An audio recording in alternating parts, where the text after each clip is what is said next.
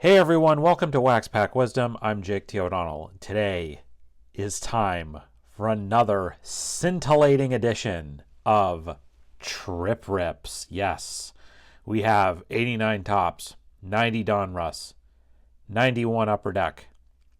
We're going to open these up and see what stars from the junk wax era we can find.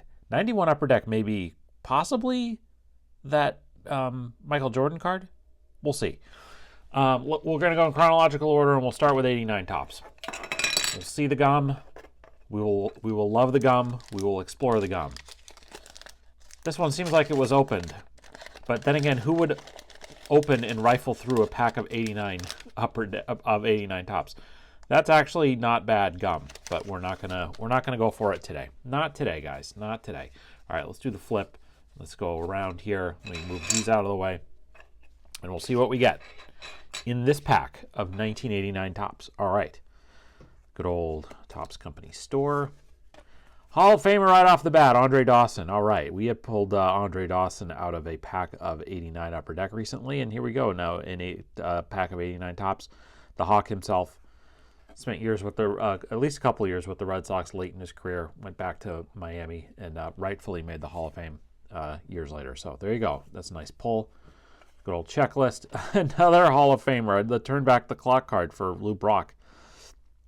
From 10 years before this, Lou Brock, the one-time all-time stolen base king until he was usurped by Rickey Henderson. Great player, member of many excellent Cardinals teams. The subject, the principal of one of the worst, most lopsided trades of all time. Brock for Brolio, famously. Cubs had him for a couple of years, traded him to the Cardinals. He was a lifelong Cardinal, and I love the sort of jersey sweater with the powder blue Cardinals uniform. 79. This would be right at the end of his career. So there you go, another Hall of Famer. Tom Candiotti, knuckleballer, and there you see it right there, the knuckleball grip. One of few guys in this era to be a knuckleball pitcher. Had a great long career because of that knuckleball. That's a cool one. That's a great pull. Roger McDowell, outstanding pitcher and personality for the Mets for years. There you go. There is a Reds leaders card with Eric Davis, who was absolutely one of the stars of this era. Great player, and somebody who just put up incredible numbers for a few years, but fortunately injuries and other illnesses affected him. Ken Herbeck was a great first baseman, really named synonymous with the Twins, world champion multiple times over, excellent hitter, like 300 hitter year in, year out, great defensive first baseman, just a really great player. Gerald Young had a good long career, was a good player. There's Paul O'Neill, speaking of world champ many times over with the Yankees. Fiery competitor, excellent hitter, good right fielder as well. Had a tremendous long career and is still, I believe, a broadcaster with the Yankees as well. There's Todd Stottlemyre, who we pulled his card out of a number of packs. That also of his brother, Mel Jr., and his dad, Mel Sr., longtime pitching coach. So we have a 1989 Billy Ripken card, but not the FF, because that's in the Fleer set. But nonetheless, an 89 Ripken. It's cool anyway. Nelson Santovina. Dave Henderson, Hendu, hit a couple of the most famous home runs in Red Sox history. Good career. I believe was a world champion would have been a world champion with the A's this year in '89, and just a great performer, great hitter. And then the last one is Andres Thomas. Okay, so some really nice, some really nice pulls in that pack of 89 tops. Let's go to this pack of 1990 Donruss. Go the next year. Let's see what we got. All right. Puzzle piece this is a Yaz puzzle, and it's got the Yaz Stremski. This will just go right in my Yaz binder. You see the Dick Perez signature there. But yeah, that's a nice little pull for me. That'll just go right in my Yaz PC binder. All right. Randy Reddy, the Phillies. Joey Bell, a.k.a. Albert Bell. Early in his career, he went by Joey. Later on, he went by Albert. A lot can be said about Albert Bell, but he was a hell of a hitter. Power, average, everything, intimidating presence, and just a hell of a hitter. He probably should have been the MVP in 95, Major League Baseball. But a key cog of those Indians teams in the 90s. And then, again, a lot you can say about him, but he was a hell of a hitter. No question about it. Greg Hibbard with the White Sox. Nice stirrups. Got to keep those stirrups going. There's Jamie Moyer. The ageless Jamie Moyer. Earlier in his career, he's also wearing the stirrups here. This guy pitched until he was 178 years old, and that's not an exaggeration. No, I loved Jamie Moyer. A very brief amount of time with the Red Sox. Many years with Seattle, many years with a bunch of other clubs, and then it literally did pitch into his late 40s. His career span. There's so many great stats and things about Jamie Moyer. Drop one in the comments if you know it about like the sort of who he played with and who he pitched against from the beginning of his career in the early 80s, in the mid 80s till the end of his career in the sort of late 2000s. But what a great pitcher, great lefty. Brian Harvey, I believe his son Hunter still currently pitches in the big leagues. Rex Hudler, I think was an announcer. Great, again, the great Expos uniform, that era. Mike Gallego, member of the champion A's and the A's teams that won 3 AL pennants in a row. Steve Farr, good pitcher for the Royals. Brad Kamensk. I don't remember Brad, sorry. There's Rich Gedman, the Red Sox.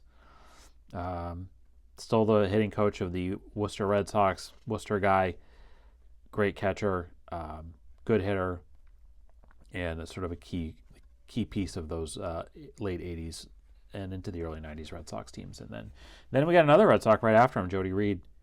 There you go. Great stash. Love Jody Reed. Love this card. He was the second baseman he was a shortstop at this point. They moved him over to second base later. He played a lot of second base for the Red Sox teams that I grew up watching, 92, 93 in that era. Big fan of his. Bob Guerin, catcher, much later on managed in the big leagues, I believe has been Dave Roberts' longtime bench coach with the Dodgers. Jose Alvarez, Dave Magadan, really good first baseman, really good hitter, and then many years as a very good hitting coach. Greg Olson, good pitcher for a few years, and then Ken Patterson seems to be surprised to be having his picture taken right there. But anyway, all right. So that is the pack of 90 Donruss. We didn't pull any Hall of Famers, but we pulled a few really good cards that I'm going to hang on to. And then here we go with this 91 Upper Deck pack. It's a foil pack, as they did for the Upper Deck sets in the early 90s, so 90, 80, 89 as well. All right, let's do the flip here. Okay, never mind. Let's just look at them. All right, first one is Tim Teufel, good hitter. Eric Plunk, he's around for a while. Yankees, I think, with the A's as well. There is Pete Smith. What do we got here? We got Dave Stewart, the very intimidating Dave Stewart, multiple-time 20-game winner, great pitcher on great A's teams, as well as the Blue Jays as well, and then spent years as an agent, and then was the sort of general manager of the Diamondbacks for a little while too. So that's a nice pull. That's a nice card. Big hologram card is of the Reds. That's pretty cool. Hall of Famer Edgar Martinez. There we go. So nice pull there. Edgar, it's funny to see a picture of him playing in the field because he, of course, made a name for himself for many years as a designated hitter and was a great one and deserved to be in the Hall of Fame. So there we go. Let me get these guys out of the way so I can put Edgar right here. Greg A. Harris. I believe he was an ambidextrous pitcher, wasn't he, for the Red Sox? I think he came in relief in the very first game I ever went to in 1992. So there you go. Greg Harris.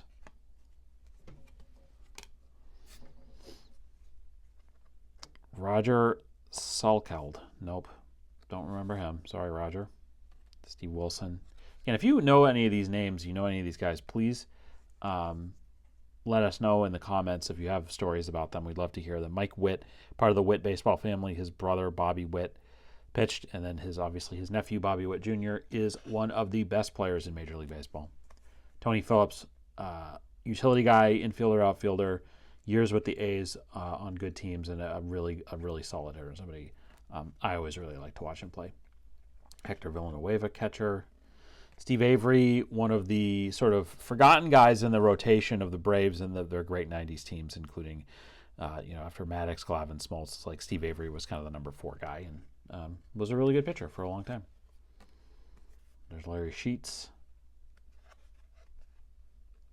And we got Joe Carter. 2 years before hitting the big home run at the end of to walk off the 1993 World Series. Big time RBI guy, had a lot of really great years, and was not a Hall of Famer, but a good player and a really great hitter, a guy you wanted up in the clutch spots, and of course he hit one of the most clutch home runs of all time. With the Blue Jays, again 2 years after this 1993 World Series, wins it.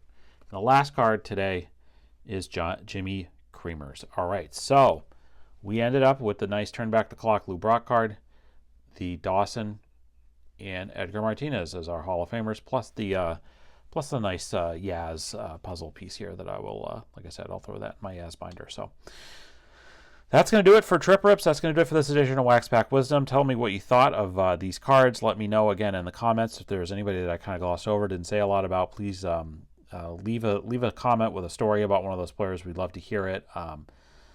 Please subscribe to Wax Pack Wisdom if you're not already. Please check out our ComC store below. Check out where to follow us on all social media channels, and also please check out our list of favorite nonprofits and charities. We would really appreciate it if you would support one of them. So thanks very much for watching, and we will see you next time on Wax Pack Wisdom. Take care.